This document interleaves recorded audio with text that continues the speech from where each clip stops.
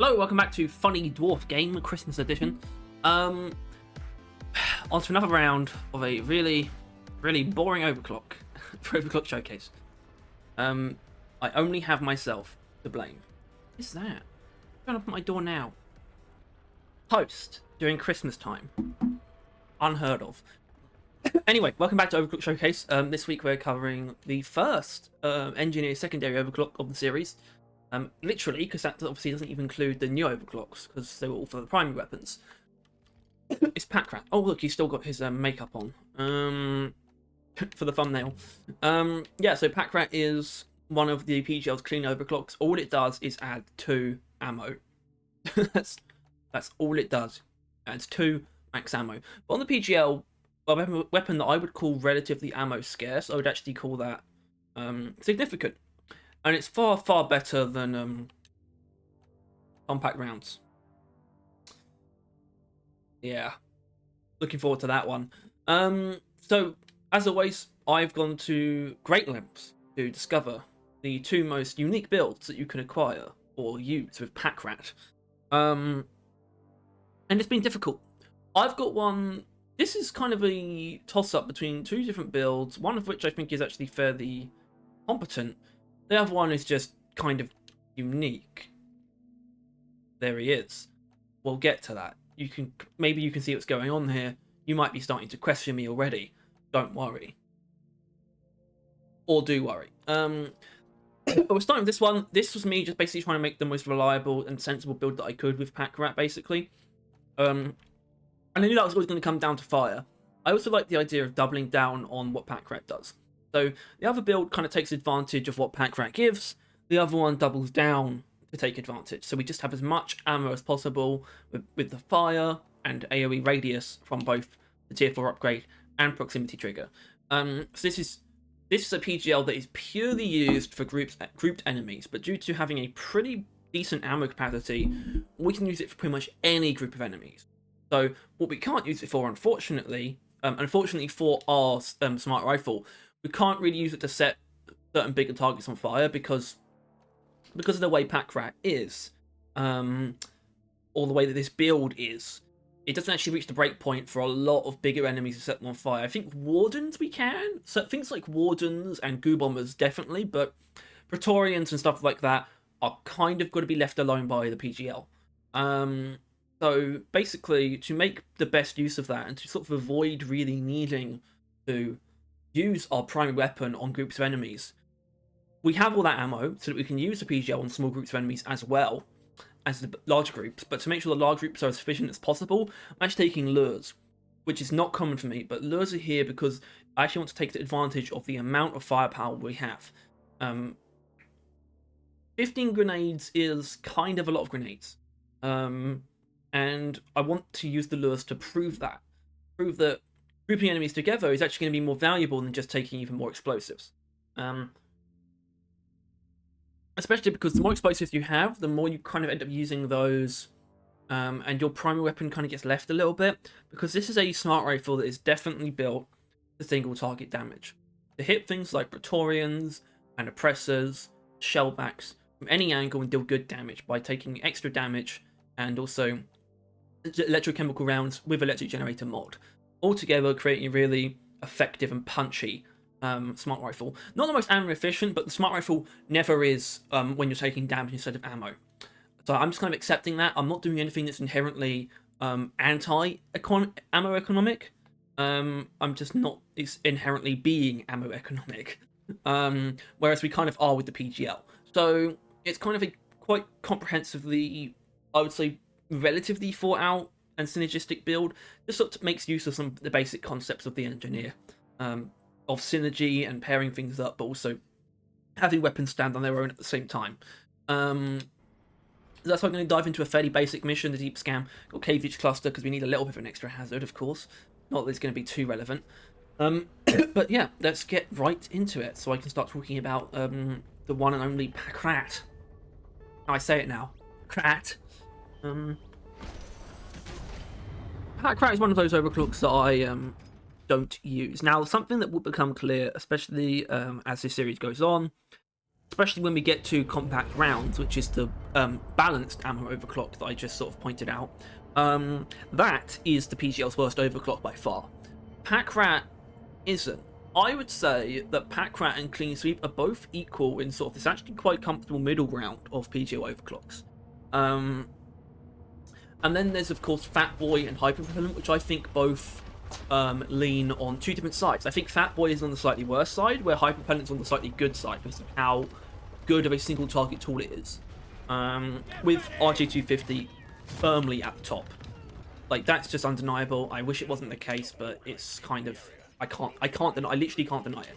I want to be careful here because, like I've explained, this thing is not the most economic smart rifle in the world.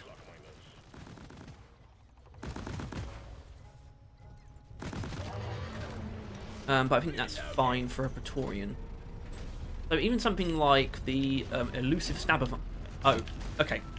Now that's something I did not know, which is that proximity trigger, or well, that stabber vines don't trigger proximity trigger. So that's good to know. But yeah, so Pack Rat I think lies in the comfortable... The PGL was quite comfortable clean category. I think its cleans are actually okay. I am a big fan of Clean Sweep. I'm not inherently a fan of this one.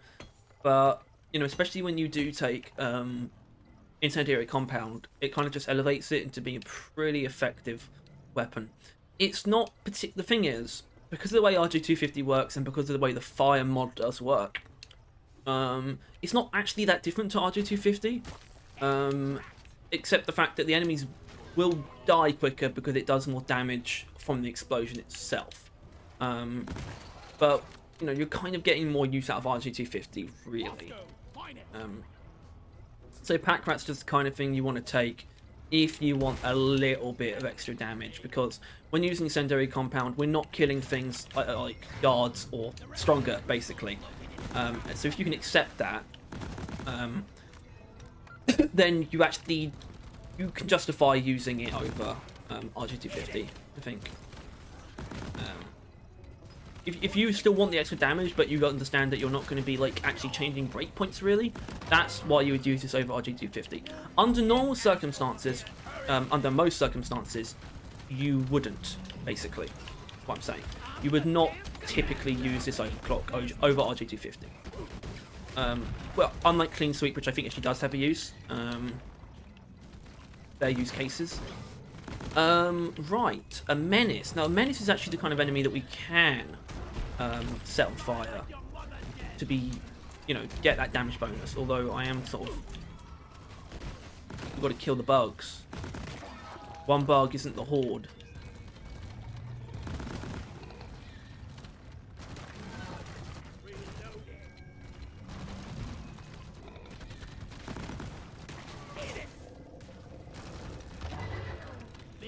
Also, I hope, like, look, I think we're doing decent damage, but I hope that this makes it clear how much the smart rifle struggles with ammo. It doesn't have enough ammo. I'm sorry, it just doesn't. I think there's so many ways that you could go with that change, though, and I don't know if I would ever get into it in a video. I'm not sure. In fact, okay, I'll say this though, because I've been wanting to do a video on balance changes I think need to be made to the new overclocks, and I said I might do that might work on over Christmas, and I think I will, basically. I think because I was going to talk a little bit about because obviously normal videos are going to be on hold until next year because of the Christmas break, I guess, because we need one so badly. But I wasn't necessarily going to stop doing Overclock showcases. But I might, because this is kind of a marker. For some reason now the cycle actually starts with Gunner and finishes with Engineer, so this is technically the end of a cycle. So I might stop these for a bit and work on that video. It could be neat, especially because I've got so many ideas for balance changes that I would like to see. For other weapons, for other overclocks, wow, that's great. Not necessarily just overclocks, but yeah, for other weapons in general. All weapons, pretty much, something. But I don't really have the impetus to write that, or well, I wouldn't be right, so you don't be right. I don't really have the impetus to make that video at the moment, but maybe I would feel more inclined to once I've done the more contemporary and realistic one, which is covering things that I think probably are going to see some balance changes in the future. What I'm saying is I think a majority of what I would suggest wouldn't end up happening. But I think there is probably going to be some balance changes for the new overclocks at some point before Season 6, basically.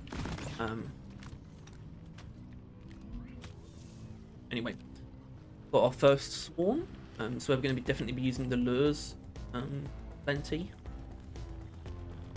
I think as soon as this is done, I've really got to get some nitro.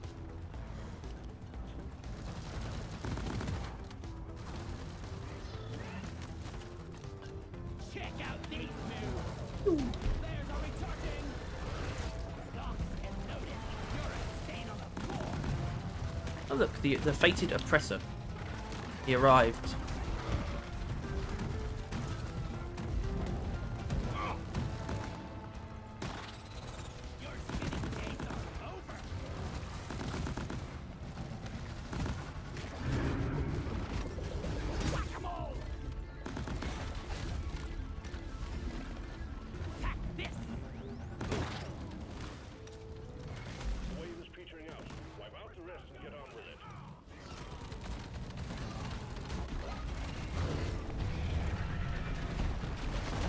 These Praetorians are not going to get set on fire, by the way. Okay, they did. Actually did. At least one of them did. Oh, the other one's dead. Okay, cool.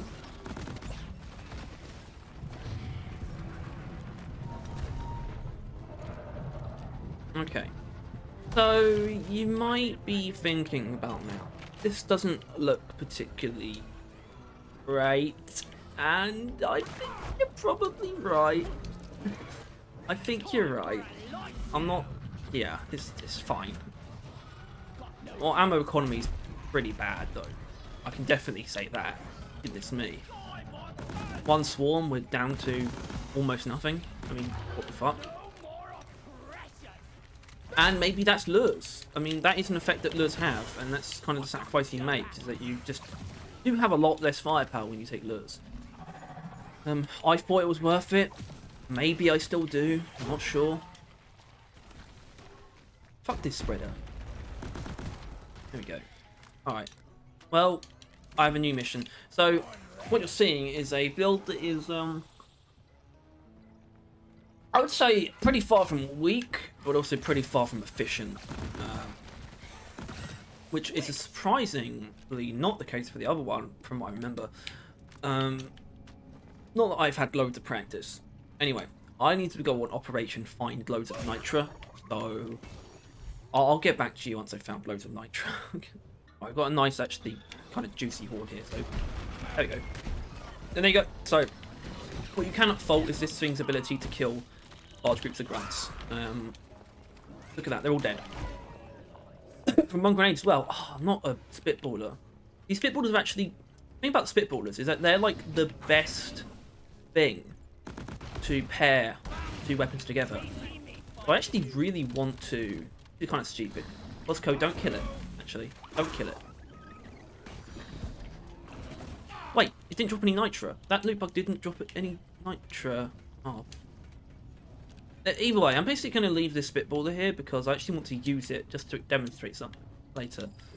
Damn flares could need an upgrade. But yeah, I literally still haven't found enough nitra for resupply. So that, at this point, that's on the mission, I'd say. Not rolling so much now, This is ridiculous.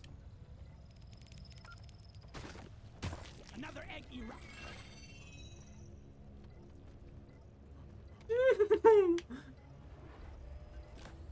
It's coming. Okay. Stalker prowls no more. Alright, I'm gonna bolt myself out. They're back. Got two stalkers. Oh shit. There's two stalkers. Nice.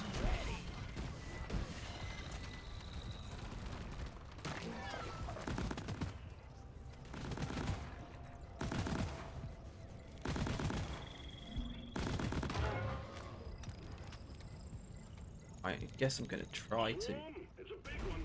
Ooh. Ah! I guess I'm going to try and do this swarm with this amount of ammo. Yes.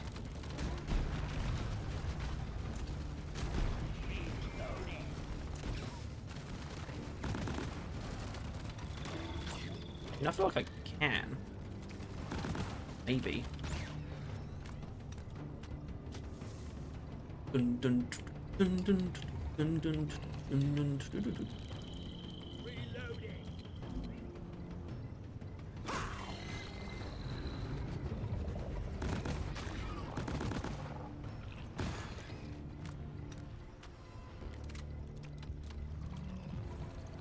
Don't anyone try and tell you Secret Rounds is bad. Secret Rounds is awesome. Secret Rounds is the shit. Where is that? Oh, it's up there, isn't it?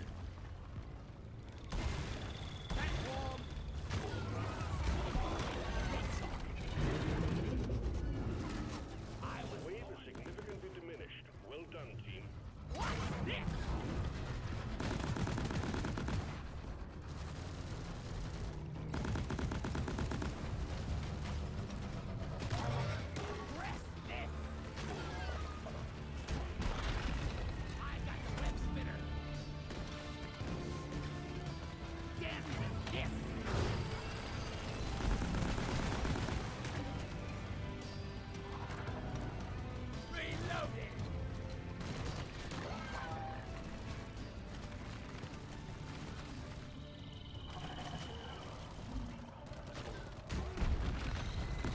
You can die. Alright, so, this is one of those moments where I need to kind of consider things from a perspective of not every build is ammo efficient beyond belief. You know, I've talked about this before.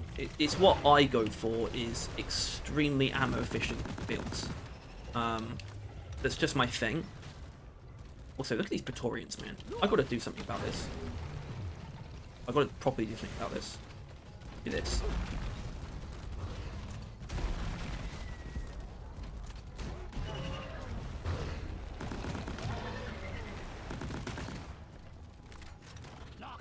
Alright. Turrets can handle the rest because I need to use some turret ammo. Anyway. But that's generally my approach to build making. And this build, its ammo economy, I think, is genuinely not good. But we're still dealing with everything well.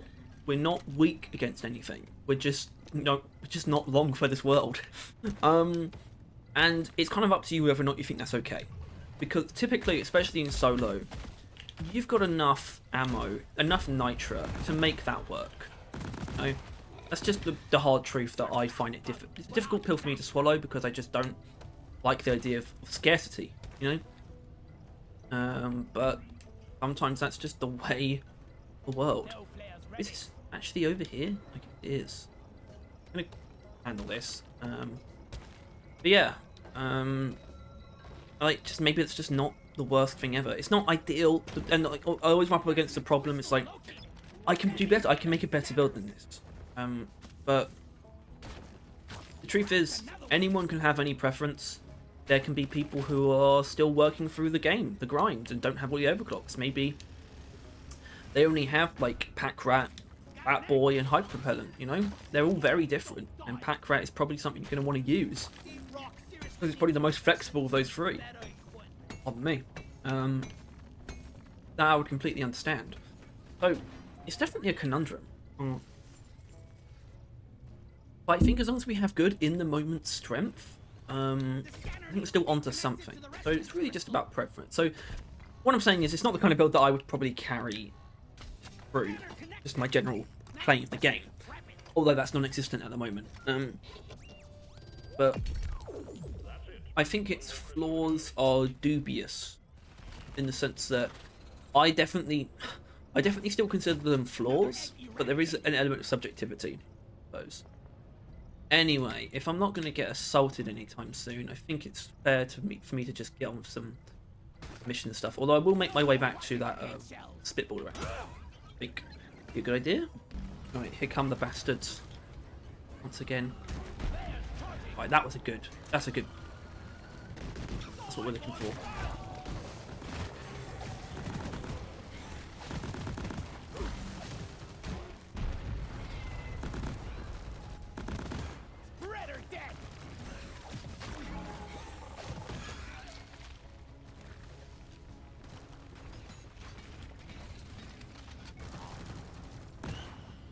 roll on the highway, you freak. Okay. No more leeching off me. I know what I'm doing here. I should be heading back to the resupply, really. Alright, we've got another swarm. It's my plan for this to be the last swarm of the mission, I would say. Right, let's create a kill box. Armed and ready. Flares, recharging.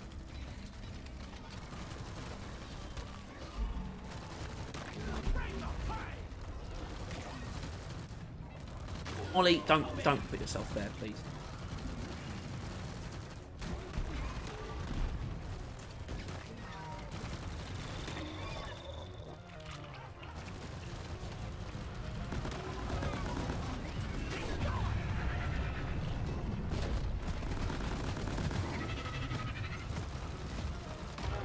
We are free. Right.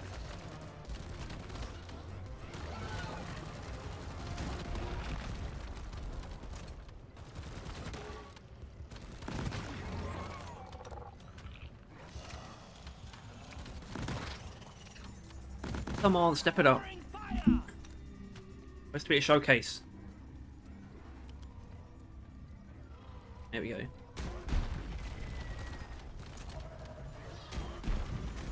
Take it. Flares are recharging. Good news, team. The wave is thinning out. And I think though, because of RJ250's downsides of reducing the damage by quite a bit, I think that there is a chance for grunts to not die at the edge of the blast, and that's because this is really complicated bullshit. So normally explosive damage has fall off, so the further away from the center of the explosion, the less damage it does.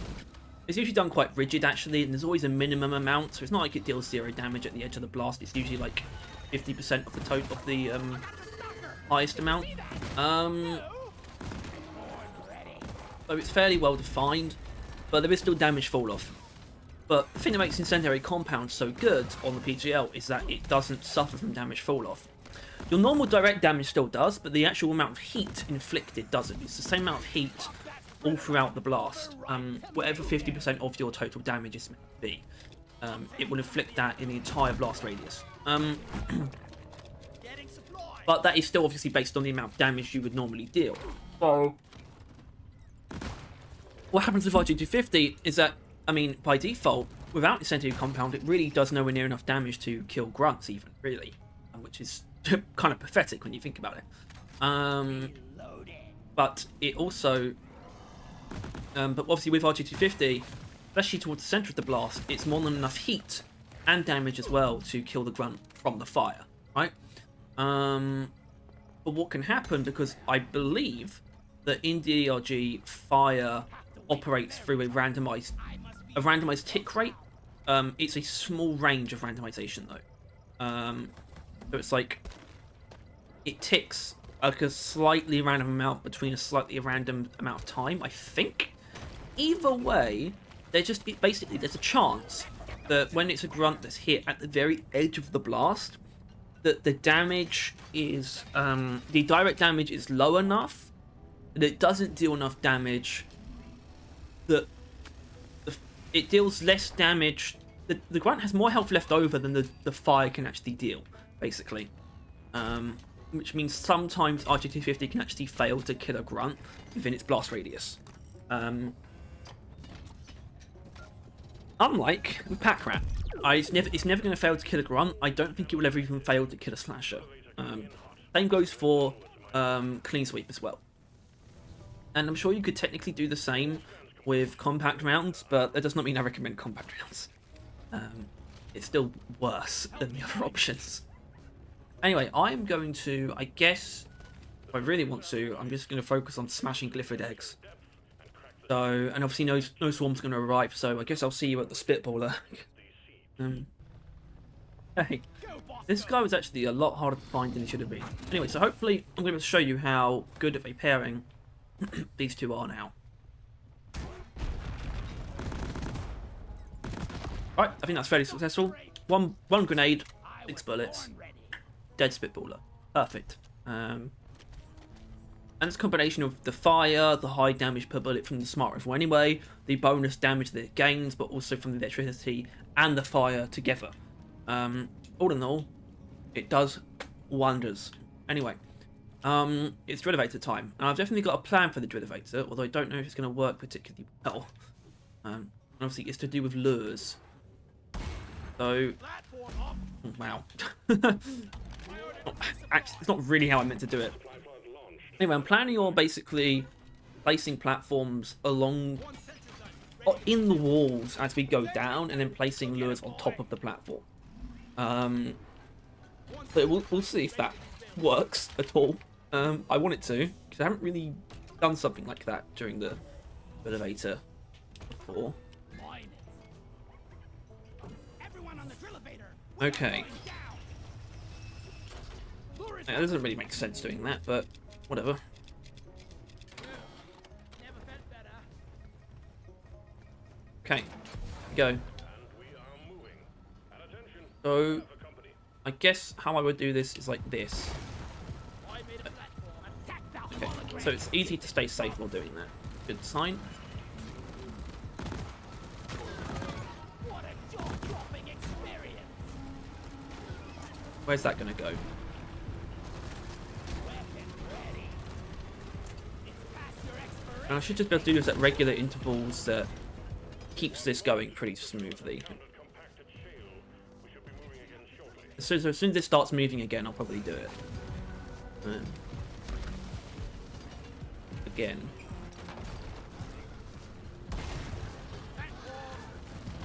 Whoa, that's a lot. There's a lot of bogues.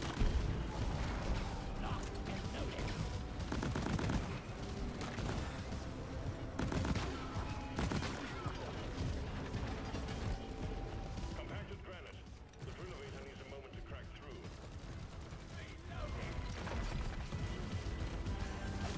Right, now we'll do it again. We can do some cleanup on some of the bigger enemies now, though.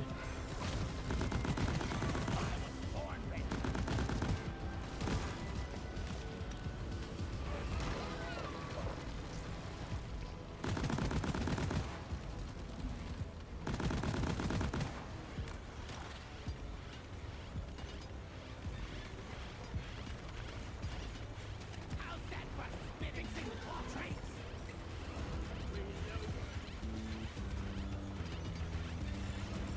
Alright, it's probably going to stop soon to actually crack through the last layer, so I'll probably use my last lure now.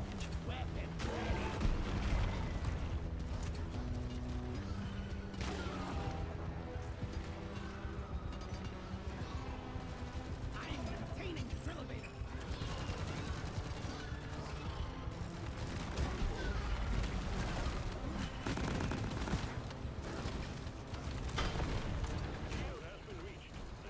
I think that actually was quite a lot of grunts there.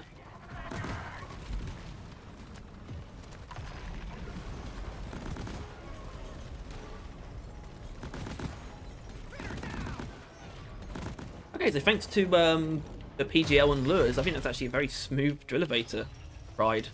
I hope that puts this build strength in perspective, actually. You know, despite the ammo economy stuff I've been sort of hammering on about. We can deal with stuff. We really can. And I think that it's owed to Pack Rat retaining the good, decent base damage of the PGL, but still giving us more ammo. So it actually rounds out to be quite a flexible way of using, like, a crowd clearing PGL. Like a, in the sense of, I would say neither Hyper Propellant nor Fatboy are crowd clearing.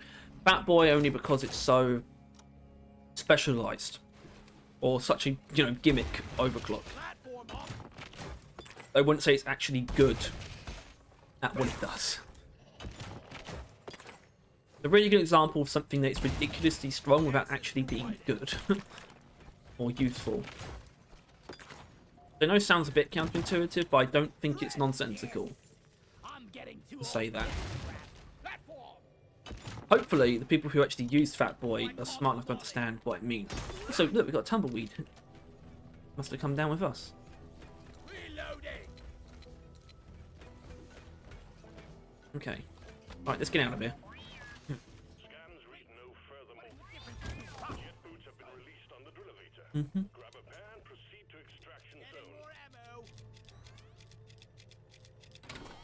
Getting more ammo.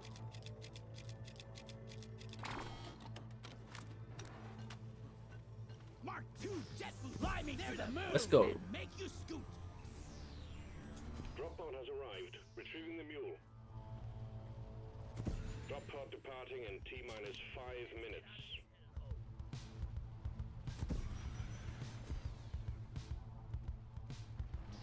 I don't know if platform or is that the only one?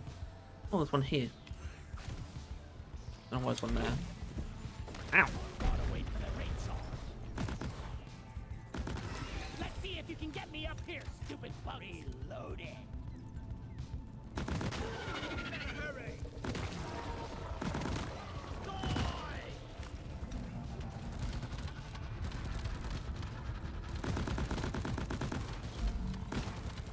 Look at that. One shot electrocution. I'm a genius.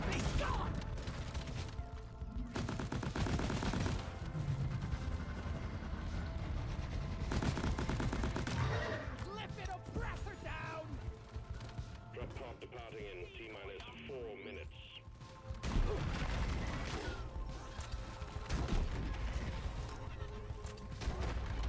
Fuck this Praetorian.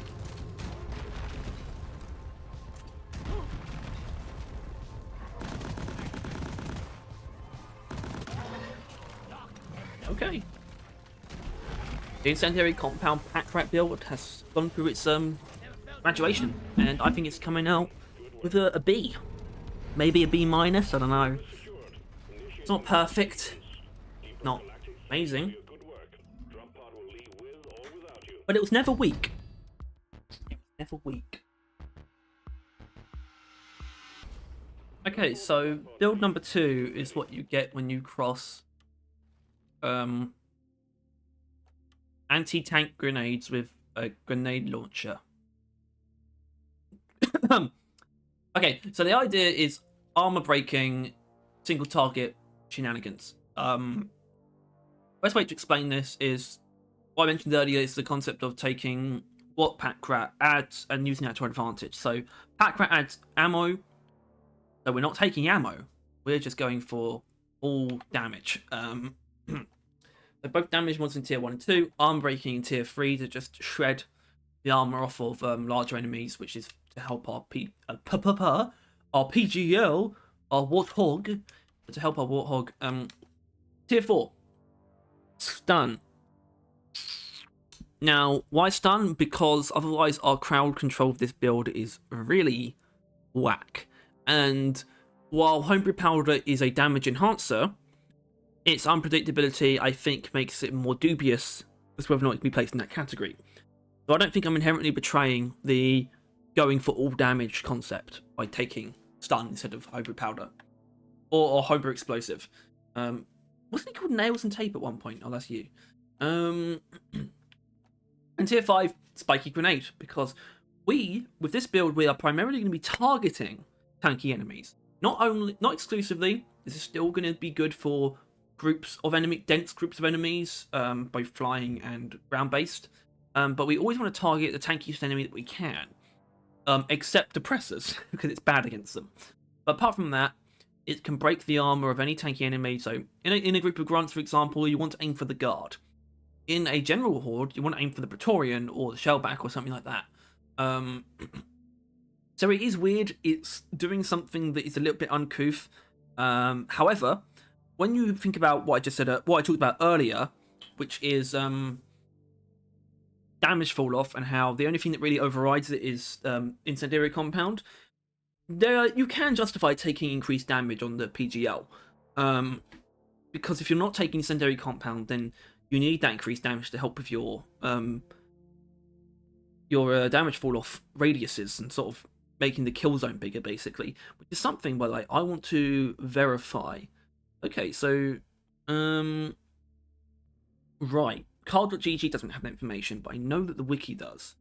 If I find the PGL page, it's actually not the maximum damage radius that we need, it's actually just the minimum damage. Okay, so this is the problem with it. The minimum damage, like I thought, is 50%, which is 75 damage, which is not enough to kill a grunt. So that actually has changed, but there is a range, I think. So if I look at what it says, It's if we go to base PGL, which actually we are base PGL radius wise, so that's 3 meter radius. Its maximum damage radius is 2 meters, so it deals the full 150 in 2 meters around it.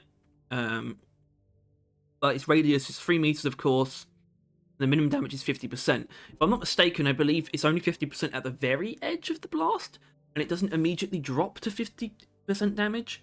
I'm not sure about that. Either way, it still makes a bit more sense. It's kind of hard to justify, but I think when you see it in action, also with mini shells Warthog, it's basically just built for high damage and ammo. High ammo by taking mini shells, and damage by taking damage where we can. And it rounds out to actually be quite a nice feeling Warthog, especially when you sort of essentially set enemies up to be killed. So really the Warthog's here to finish off stuff. Finish off anything left by the blast from our PGL. And that can range from smallest to the biggest of enemies. And that includes dreadnoughts. Although, hold on, proximity mines are there to be a very reliable explosive. So these can be used in a lot of scenarios, including dreadnoughts. So we'll definitely be using them in these fights. But they're going to just take care of crowds in a very unbiased way. Where the PGL is kind of thing, like I said, we want to be focusing on the tankiest enemy that we can in a crowd.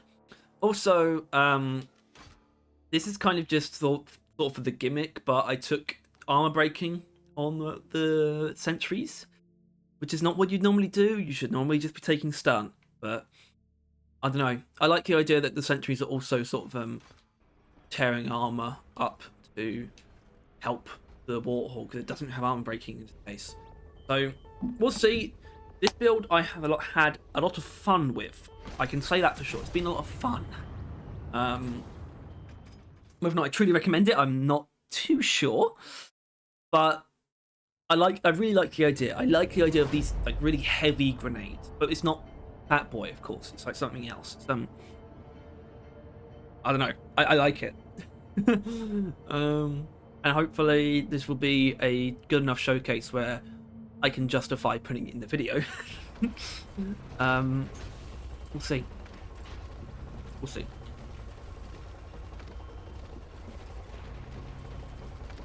Is that the time? Next round is on me. Time for a round of pest control, team. We got dreadnought cocoons on our scan. I'll play sentries on top of breathers. Before they turn into Oh no! even worse. Mind A breeder! bring plenty of ammo. They can take a punch.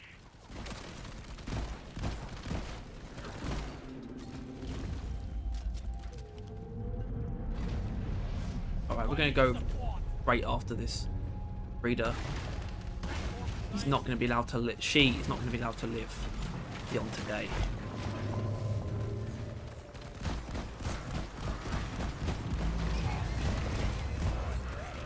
Right, well, luckily Bodska's should take care of that.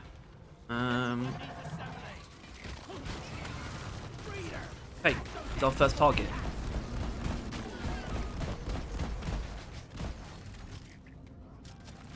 There we go. He's softened up to make way for the Warthog to basically tear him apart. Though I think, based on that, the PGL does just over a quarter of a Praetorian's health, which for a weapon that's supposed to be purely AoE is actually not bad. It's really not that bad. Unless you're using hyperpropellant, you're never going to be in a situation where you're actually using the PGL to kill Praetorians, wholesale. But to deal sort of that initial bit of damage, to wipe out their armor, sort of jumpstart the killing process, I guess, it works well. And it would work well to finish them off if they happen to be sort of at that amount of health, down to a quarter of their health as well. I don't know, I think it feels pretty good. It feels good to me. And if I like it, then you should too, because I'm the expert.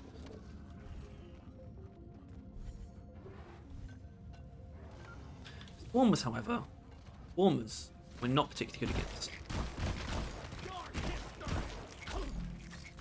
Because even though it's a shotgun, the shotguns in Deep Rock are never really good against tiny enemies. It's just an unfortunate reality that we face. It's a bit of a iffy grenade, I think, situation. Proximity mine.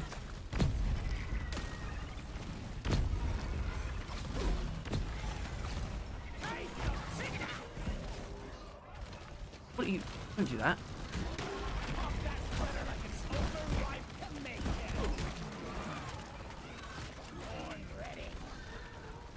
No, Molly, don't do that.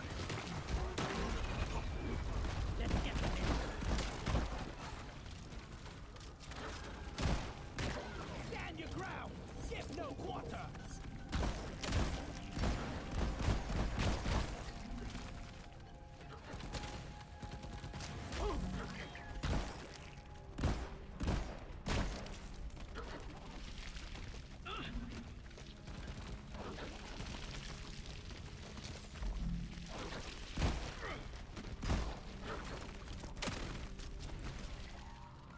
Leave me alone.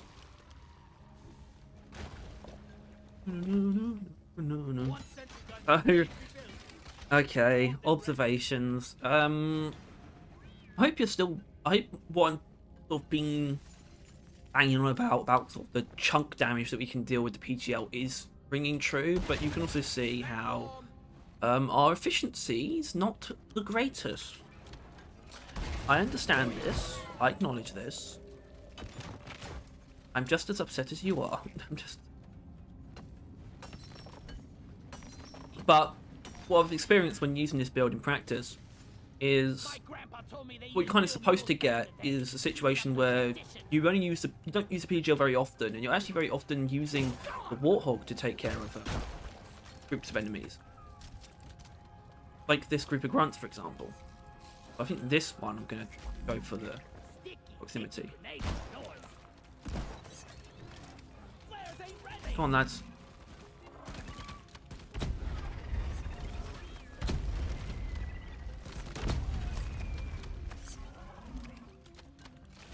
Well, that's going to be one grunt. I'm going to let it off right now. Not a huge fan of. Oh well. Wally is on the way. Loot bug looted. Oh, nice dense group. Really flex PGL's muscle.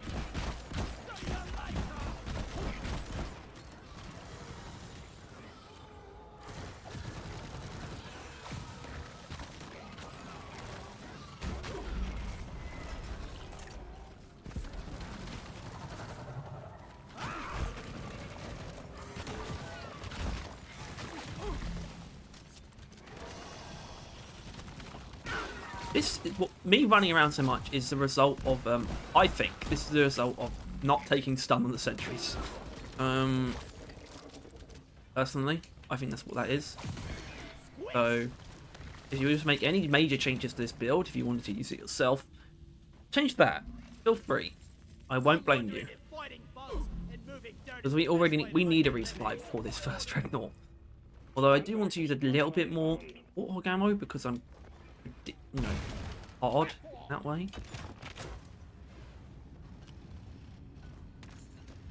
I got the deposit feeling much better now. Okay. Okay, here they come. Yeah, this is proximity mine hold. And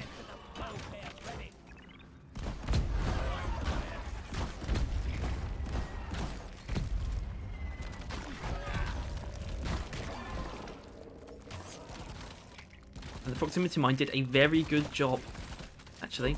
Look at that. I haven't really been using these regularly for a while. Years, actually. And it's all down to the platforms. Repellent additive. It's a very strong upgrade that people still don't seem to grasp. Mainly because it's only really good with PGL. No, the proximity mines, but that's not even really true. If you're using anything AoE based, grouping enemies up more is useful, believe it or not. Anyway, time to fight our first dreadnought. Now the proximity mines will come into play here, but really only once we've found out who it is. Hive Guard. twins, which I'm gonna basically do a starburst maneuver, just putting them all in one place. Except for Molly's gonna stop me from putting them all in one place. So thanks, Molly.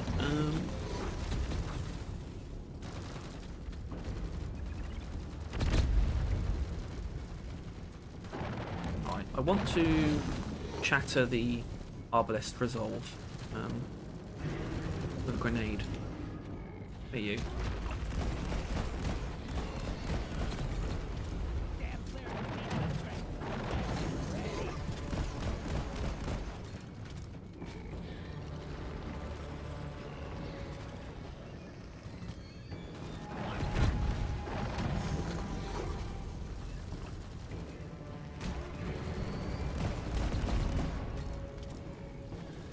The PGL's job here is armor breaking and chunk damage, which means it will be the least useful against the normal Dreadnought, so kind of hoping we don't get one, but it still works.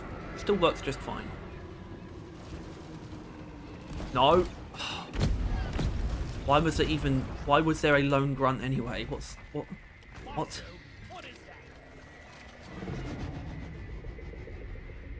Okay.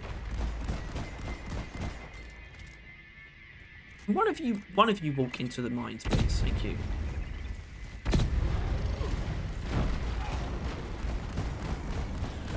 Okay, not bad damage there on the lacerator. Arbalest, sorry, just swapped them for no reason.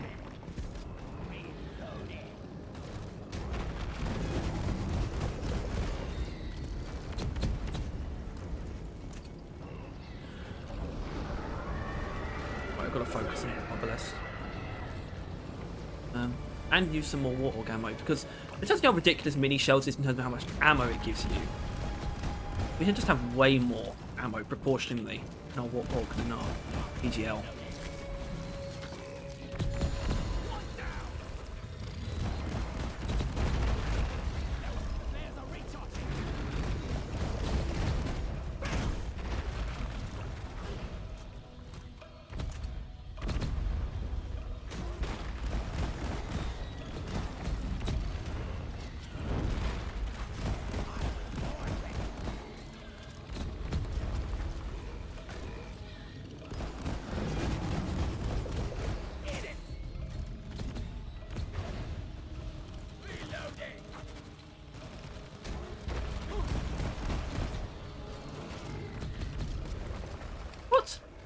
Oh, good, look at them.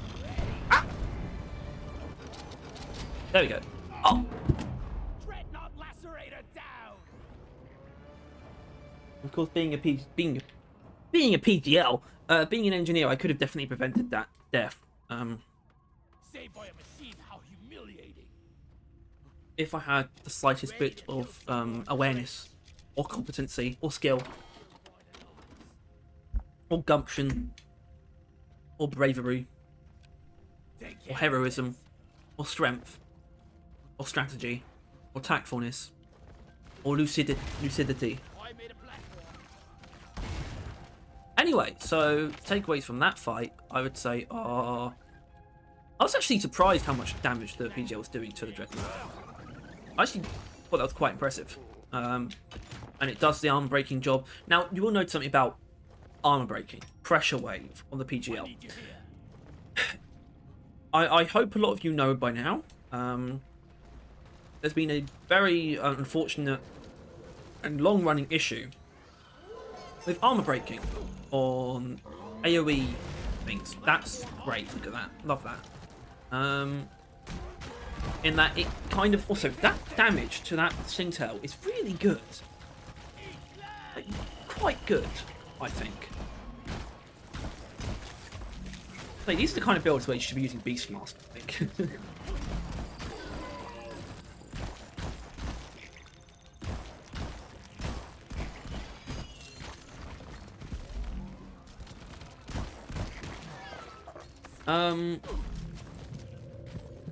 But basically, for years, AoE-based armor breaking was just broken, like literally broken, and they didn't know how to fix it. And they did in the February maintenance update. So that was actually this year, weirdly enough. if you can believe that something impactful happened this year. Anyway, Get to work. but now it's fixed. It's still not that good. It's worse than you'd expect, really, but it still works. You know, even though we're not breaking all the armor on an enemy at once, which is what it should do, really. I think most people agree with that. Like, a single PGL shot with pressure wave should just obliterate all of a Praetorian's armor, like, really. So it's a shame that it doesn't do that, but it does still soften it all up. You know, it's not like it's not doing its job at all. Just not doing its job that well. But I wanted to get some use out of it. And look, when it comes to the PGL, the only exception, I guess, will probably be hyper propellant. But one of the builds is always going to be... Oh, actually, you know what? Both hyper and Fat Boy. But when it comes to anything that uses any other overclock apart from those two, Incendiary Compound's always kind of the better version. So I really wanted to try and break that mold. And, you know, just because of the nature of the videos, it was never going to be both of them using Incendiary Compound anyway. So I had to figure something out. I'm doing my best, guys. I'm doing my best. Okay? Doing my best.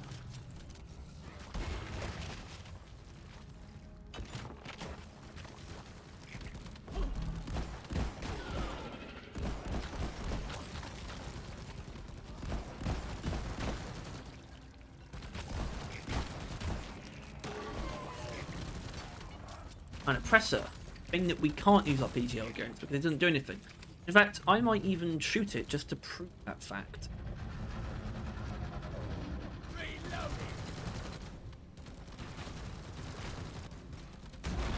See? Nothing.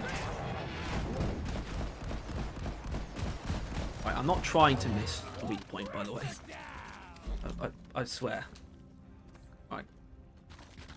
Let's go that way. Alright, actually, I just remembered that I saw that there was an omen in this mission. And so that's brilliant. It is actually, I don't mind. I mean, this is a showcase. It's not meant to be easy. I'm just meant to, you know, do stuff. Omen is stuff. I'll see you, though, I think, at next Dreadnought. Stingtail gang.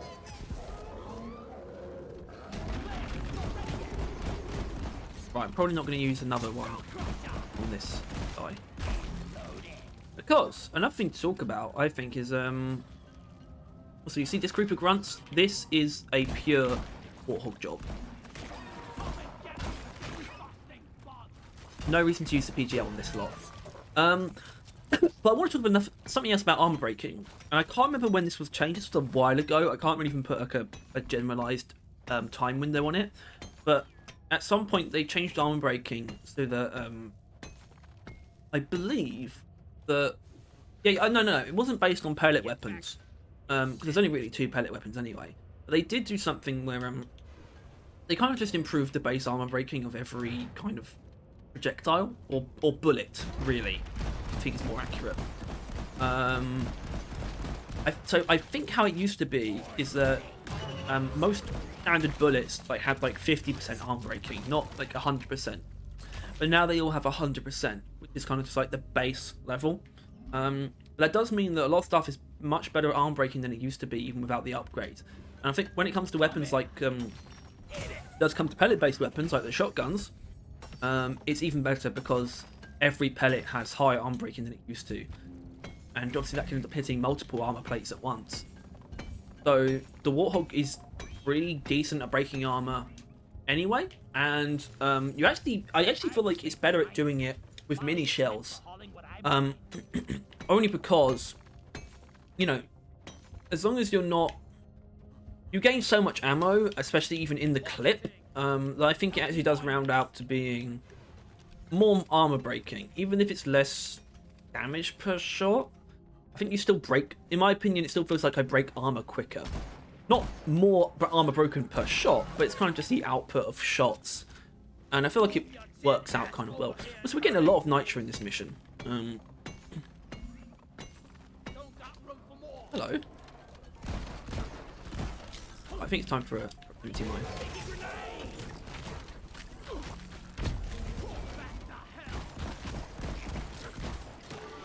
Hey. Yeah, so this is actually a time where parasites are actually being an issue. Not something I've experienced before.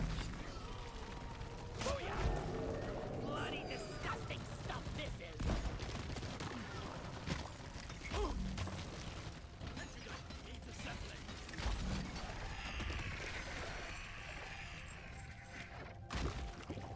Hate to wait flare The charge. gluttonous one. Molly. Right. I need to figure out when I'm going to fight this next dreadnought. I guess in that wide tunnel, actually. Especially because I know it's not going to be the twins, which would be probably the worst one for that kind of environment. Oh, coverage! A coverage! Coverage! One platform. Alright. Ready to use.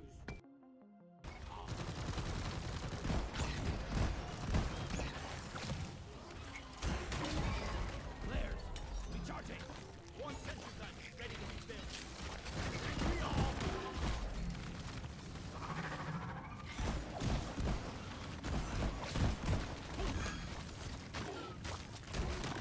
Well, that wasn't a great shot.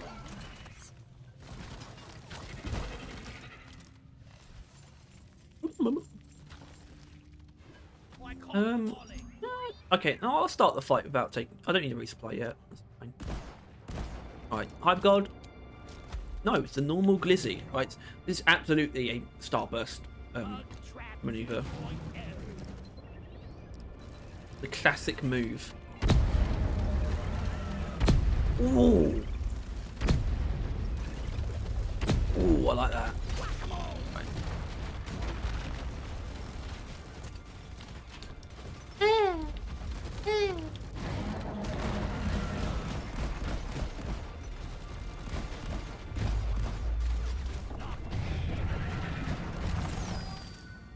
Like that.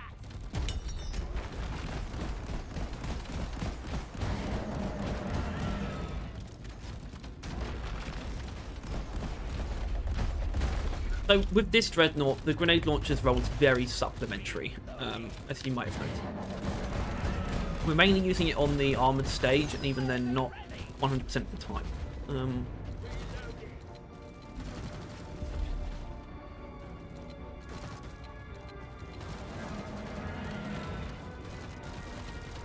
But we do want to hit it directly to get that spiky grenade damage, I suppose.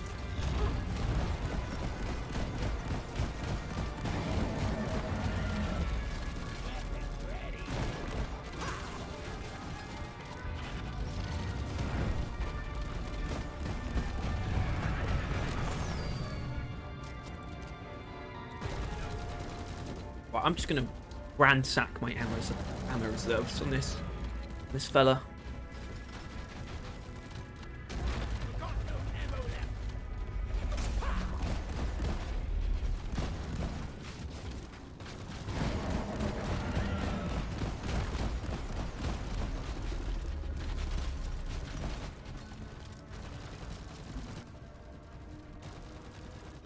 There we go. Don't let him flank you. Always trust the turrets. Yeah, so that wasn't as strong for the PGL's case. Luckily, what this means is we know we'll either get Twins again or the Hive Guard, both of which are perfectly fine for our little anti-tank launcher here. That's right, it launches anti-tanks. What is an anti-tank? I don't know yet. I'm taking some of the ammo. Yeah, give me some sugar. It's like a vehicle that basically instead of wheels, it's got two long cannons. Instead of a cannon, it's got one long tread. I think that's what an anti-tank would be. It also goes upwards. It doesn't fly, it just drives upwards. On nothing, but it's still not flying. So yeah. Have fun with that idea. I can hear them crawling beneath his skin.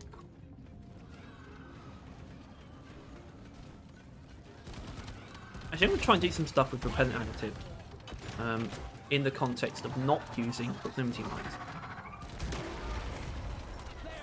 I think that worked out quite well, actually. We created a more substantial horde to shoot with our guns. our weaponry.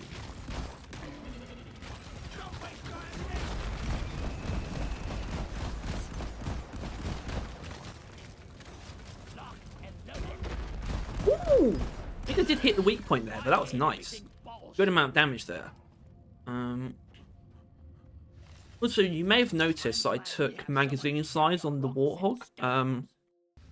It's actually important because this makes a difference between one clipping a Praetorian and not sometimes. I don't know what the other factors are that decide it, but it makes it much more reliable that you'll be able to kill a Praetorian without reloading.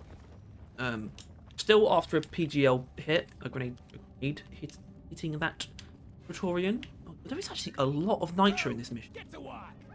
So this is a good room, I can tell already. Got a good girth to it.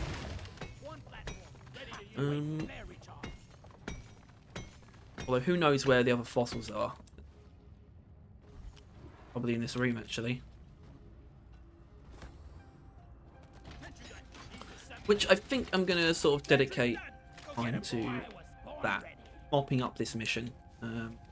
We've got another Dreadnought and an Omen to kill, so let's not waste any time. Got another big group coming. This is actually the best thing about eliminations on Hands of 5 Plus, because eliminations actually do spawn very big, like passive, not passive, but you know, ambush waves, pressure waves. Which is very useful for us. It's why I think they're such a good mission. Why they would be in literally every build showcase that I've ever done. I'm pretty sure. Definitely felt like it. This. When a Luther cell says something so hope-phobic, you got to hit him with the Superman stare. What's this all about?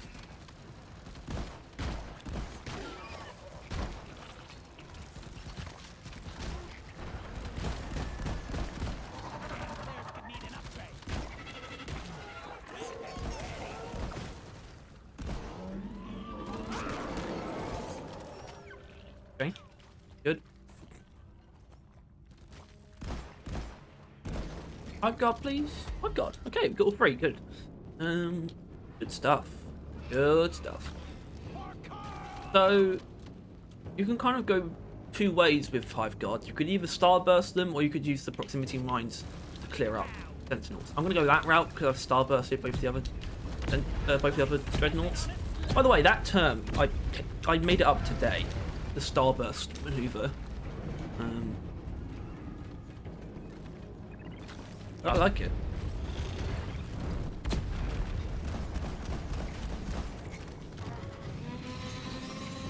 Because then the PGL is our tool of destruction against the vents. The vents. They're not really vents, are they?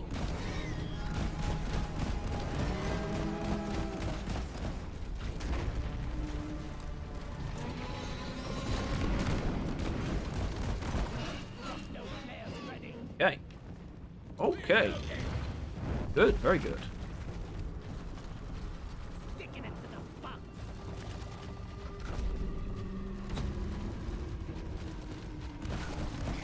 Hey!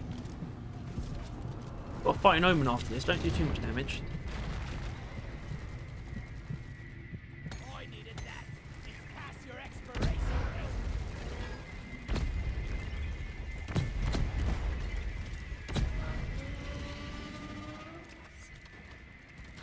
Why don't you come on over?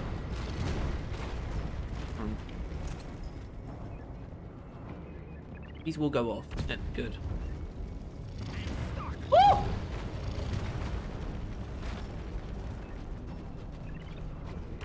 Very nice, very nice. I think hitting this vent directly with PGL will destroy all the... They're shields, they're not vents. An Amogus.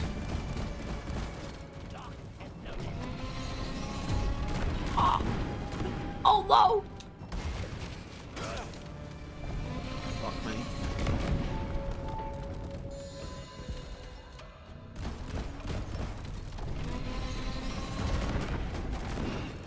Okay, I'm not going to take a resupply, so I've got to just work with what I've got here.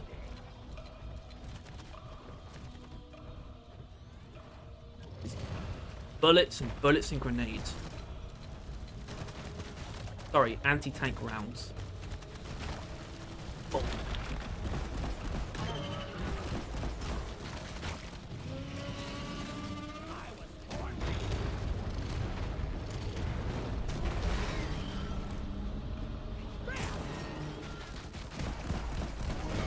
And I think the effectiveness of this build is much more apparent in that one. Maybe even more so than the twins.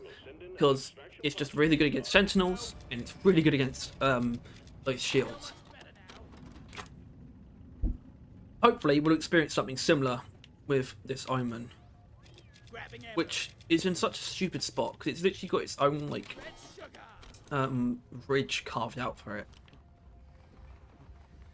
Really, really diva-ish. Not like the Overwatch character. Oh, sorry, I meant the adult film star. See,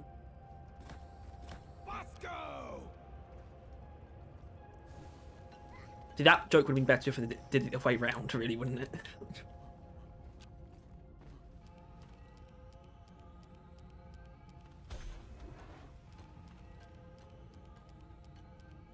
I don't know if I want to go the route of actually opening up multiple vents at once, which is something that I never really do. I could do that. I don't know. It might actually kind of make things just a bit more finicky than it would be. Actually above... Only really above the... Wait, that's what's going to be.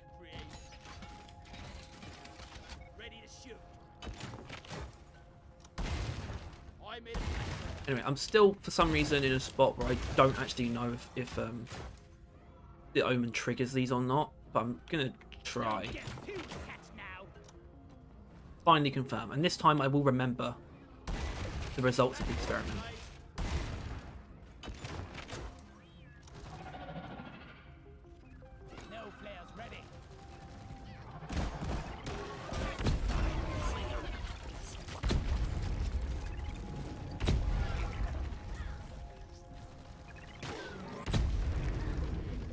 Yep, proximity mines are still good. Good to know. Oh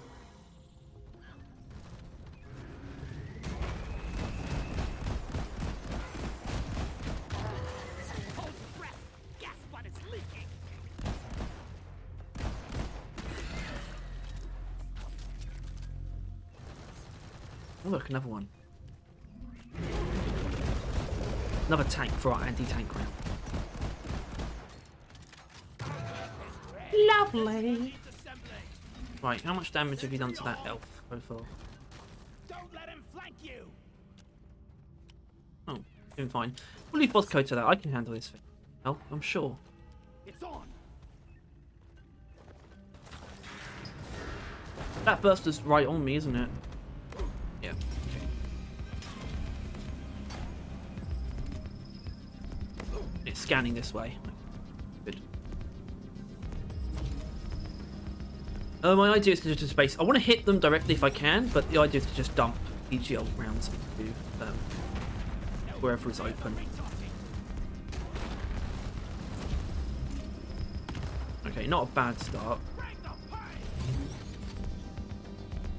think we won't use it on the middle. The middle's kind of silly. Good. It looks like... Okay, proximity mines are not triggered by Omen vents.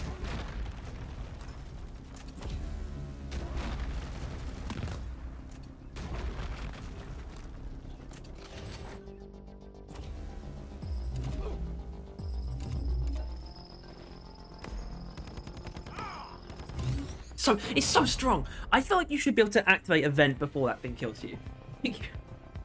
Personally, I hope boss code killed that elf. What's triggering that? Sorry? The elf? Was it the middle vents for some reason?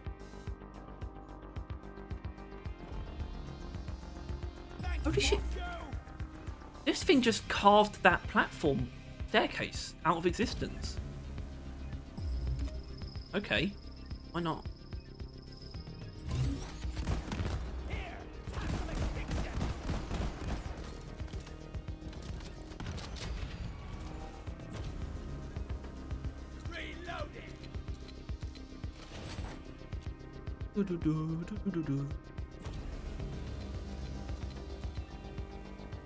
Alright, let's see if that actually was true. It should activate now. And if that was the case.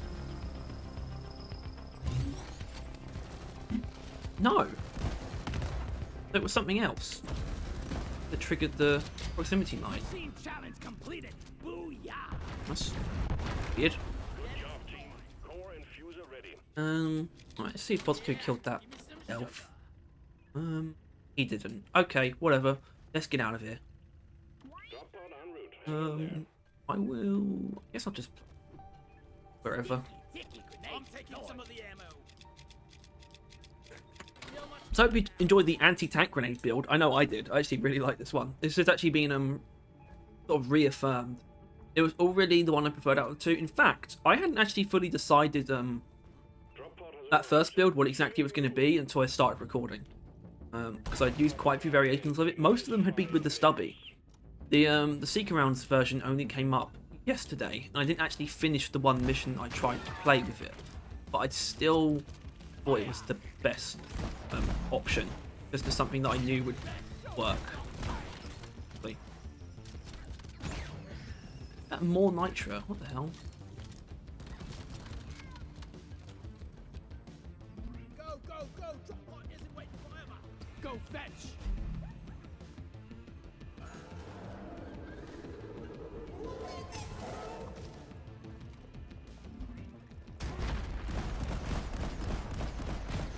Hey, Stingtail! If you need a new one, maybe visit Yeah, we the get the joke. retail store. Hopefully we don't have many lines like that in Roadcore.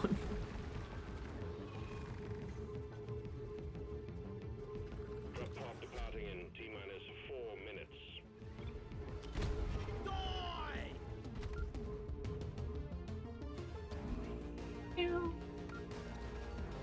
Meow. Meow. Meow. One last tank. Or anti-tank grenades.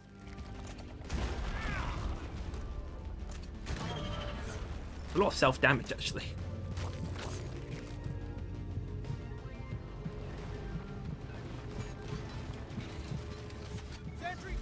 Give me that. I will die, but I'm going to deposit that elf.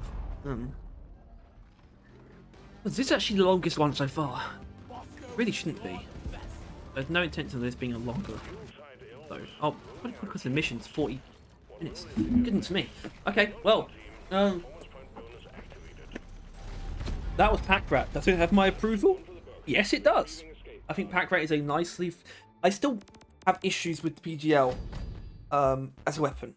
I think that comes down to like the grunt breakpoint thing very often.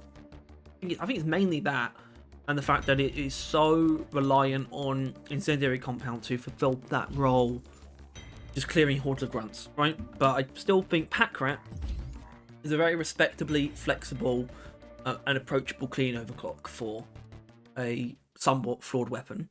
And I don't think that's the worst position to be in.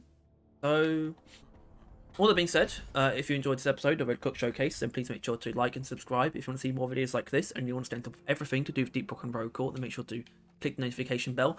And now, even if I'm not doing an Overclock Showcase next week, I'm still going to find out what the next one's going to be.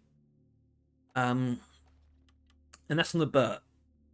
So, some of you probably watched up to this point before, or at least hope so. So you know how this works, but how this works is we number the overclocks in our selection from left to right, top to bottom. So we got 1, 2, 3, 4, 5, 6, 7, and then I spin the wheel of fortune. That's the wiki. Here's the wheel, and then the number will tell us what the next overclock's going to be. Fortunately, this is the Burt. This probably has the worst selection of overclocks in the game. I think I'm actually pretty confident in saying that. Some of them are okay, though. Let's hope we get one of the okay ones. Or you know, maybe it's fine to get one of the bad ones out of the way. Although if we do get Electro Mindlets, I'm going to kind of flip my shit. So, craziest thing about this, that's not Electro Mindlets. It's somehow the worst one. The very worst one. It's Full Chamber Seal. one of the most useless overclocks in the game, because at least electromagnets would have been a little bit more interesting. Not by much, but a little bit. Full chamber seal is so pathetic. It's such a pathetic overclock. Now it adds 1 damage, right? 1 damage and faster reload. It's so pointless. So tiny. Look, 9, 14. Let's make it like 3 or something. 3 would actually be a respectable amount, I think. It wouldn't be too bad. But it's just 1. Okay, whatever. And that's next time on Overclock Showcase, whether that be next week or the week after, or the week after, but no later than that. And until then, like I said, this is Overclock Showcase. This is me, the Baron Barrel. Bye. What suits Pack Rat? Nothing suits Pack Rat really. Maybe because you can fit more of them in Underhill Deluxe. So I need to go small and throw some snowballs. Classy moves, team. Now quit it. That's the stuff. You remember one time the snowballs not getting smaller if you were to shrink. Also, are they full size when you throw them? They are. Which makes sense. Really quite hard to program. Imagine if that went in the hoop.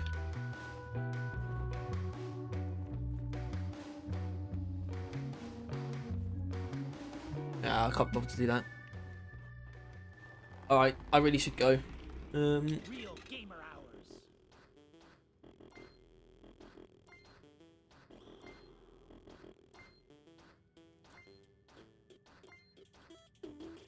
Yes.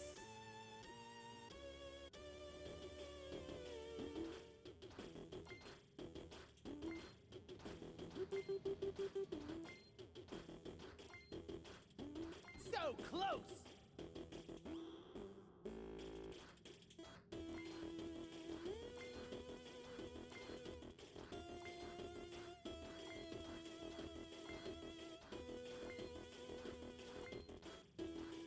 Watch and learn.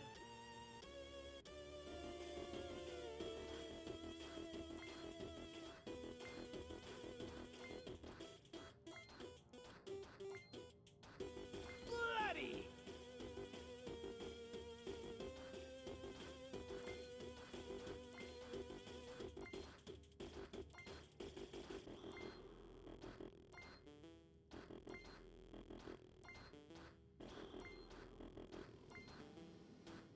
Got it.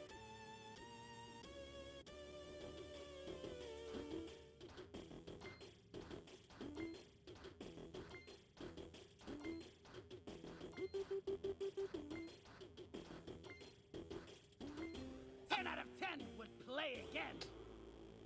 Why are you still here?